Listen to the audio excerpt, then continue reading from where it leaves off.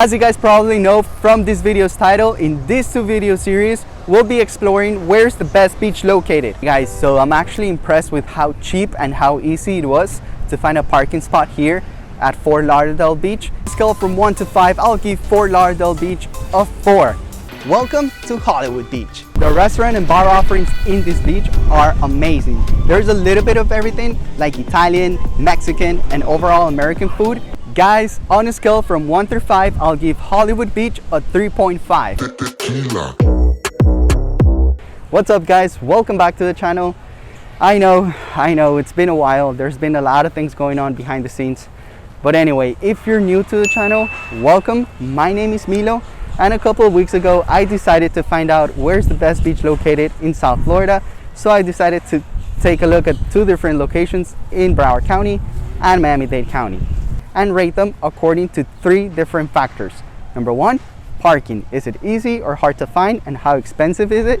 Number 2, how close is the beach to other points of interest areas for tourists and locals as well? And finally, number 3, the food. Do we have any good restaurants nearby the area? And how expensive are they? In case you missed the first video, I'll leave the link up here so you can check that out. But before you go anywhere, don't forget to subscribe to the channel and hit the bell so you get notified when the next video comes up. If you enjoy my content, then don't forget that this is the best way to support myself and the channel. And obviously, likes, comments, and video shares are also encouraged. Are you guys ready? Let's go!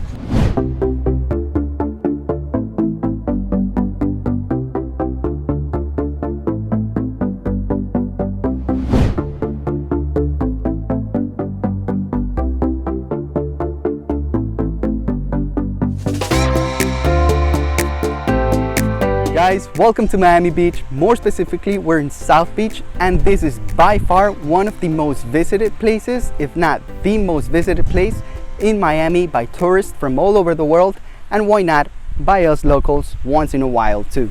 But as you guys can see, the beach is pretty much empty. There's a lot of space for ourselves to just hang out, relax, tan a little bit, enjoy the water, which by the way looks awesome. And yeah, let's check it out.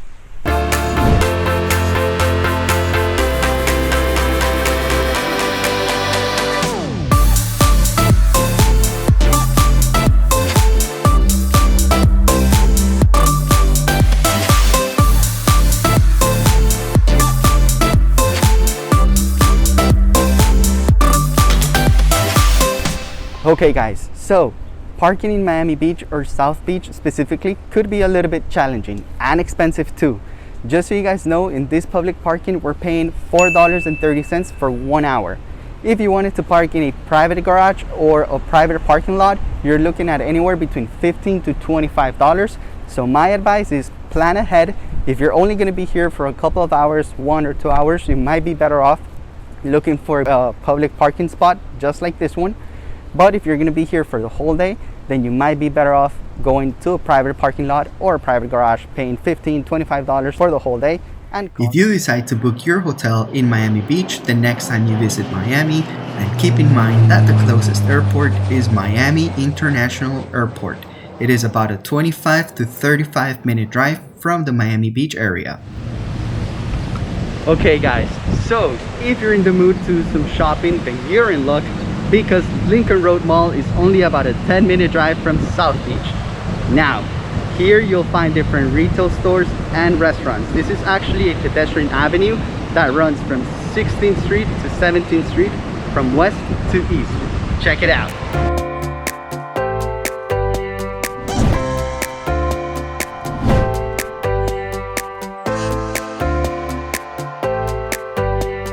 Miami Beach is about a 20-minute drive away from some of Miami's most iconic landmarks, the Freedom Tower, a building used by the US government in the 1960s to process and document refugees from Cuba, and today it's a contemporary art museum.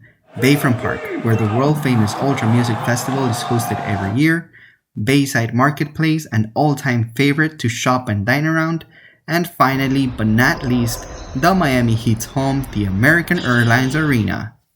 Alright guys, and for a more urban experience, then I highly suggest jumping in your car for about a 20 to 25 minute drive from South Beach to Wynwood. In Wynwood, you'll find many restaurants, different retail boutiques, and a lot of graffiti art that's beautiful. Perfect for an Instagram post.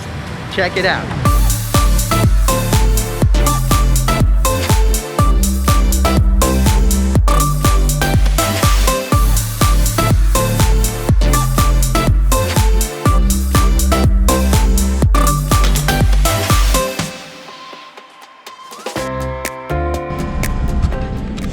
By the way guys, if you would like to see a video about Wynwood, let me know in the comments below or leave a thumbs up.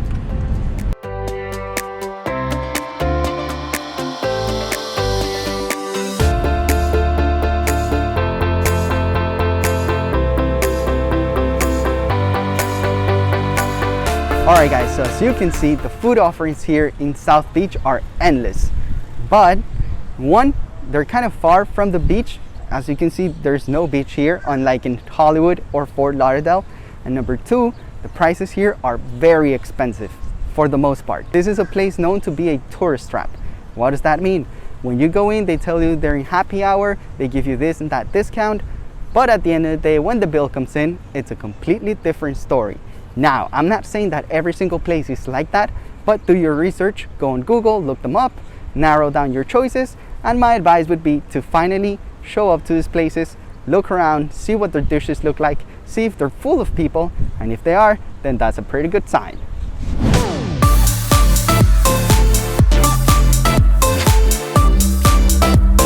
Guys, and just like in the first video, do not forget to comment below where's your favorite beach located in South Florida or anywhere else.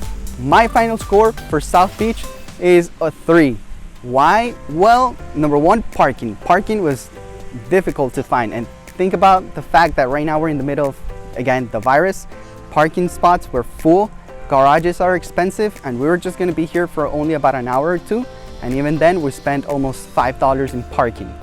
Second, the food offering here is not too close, it's actually far, it's on Ocean Drive, and even then it's full of tourist traps. But nonetheless, taking that out of the equation, the beach is beautiful, although today there's a little bit of seaweed and stuff, but come on, that's not a deal breaker at all. Now, let's head over to our next location.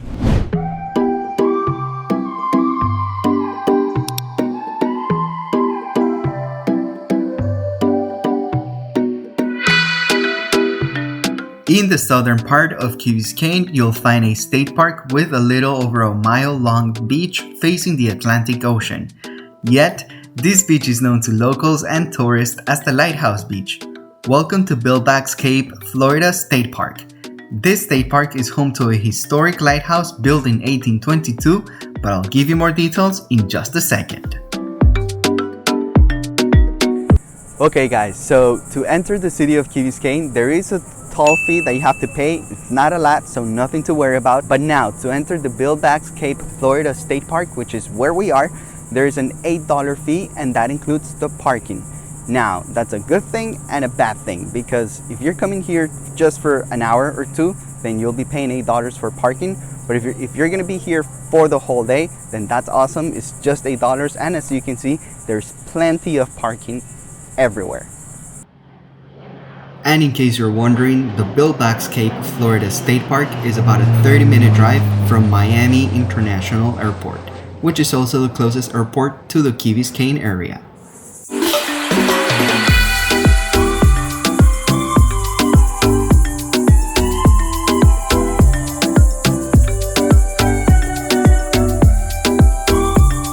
Guys, welcome to Cape Florida Lighthouse, and which is right behind me, obviously. But just so you guys know, this is the oldest standing structure in Miami-Dade County, and it's actually on site in the state park, so there's no need to hop in a car or anything like that. It's just about a 5-minute walk from the beach, and here you can take amazing pictures.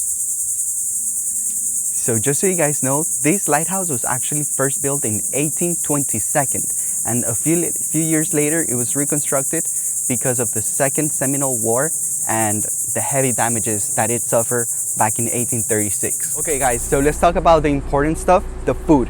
You got 3 options when you come to Billback's Cape State Park. Now, the first one is you bring your own food, crank up the heat in one of the grills, cook yourself a barbecue or do a picnic with your family and call it a day.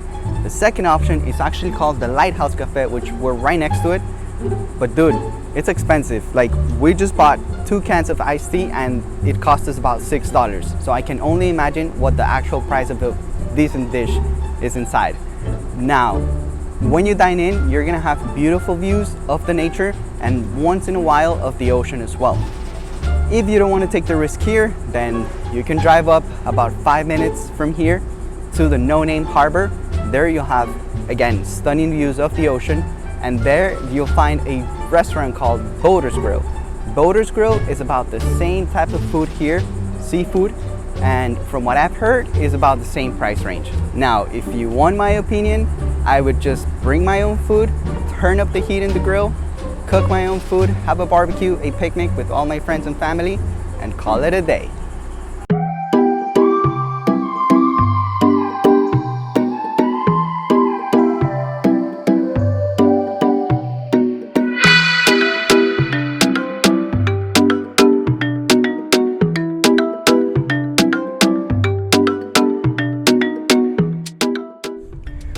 Okay guys, so my final score for Key Biscayne Beach is a 2.8, 2.7. The reason is, number one, the food offerings. There aren't a lot of food offerings here and they're expensive too, as I showed you guys. Number two, the beach is super crowded, unlike Fort Lauderdale, Hollywood, or Miami Beach. And number three, yes, the water looks awesome. It's so tempting to go inside, but if I compare the water and the actual sand on the beach to the other 3 locations, it doesn't look so good. Okay, so after going to 4 different beach locations in South Florida between Miami-Dade County and Broward County, I have to tell you that my favorite beach by far is Fort Lauderdale Beach. Why? Well, there is a lot of food offerings right by the beach. Number 2, the parking wasn't that expensive at all compared to here, Key Biscayne, Miami Beach, and Hollywood. And lastly, it was a lot more calmer. It wasn't as crowded and just a lot cleaner. Remember, you haven't seen my best nor my worst video yet, so subscribe to my channel and activate the bell so you get notified every time I upload a new video.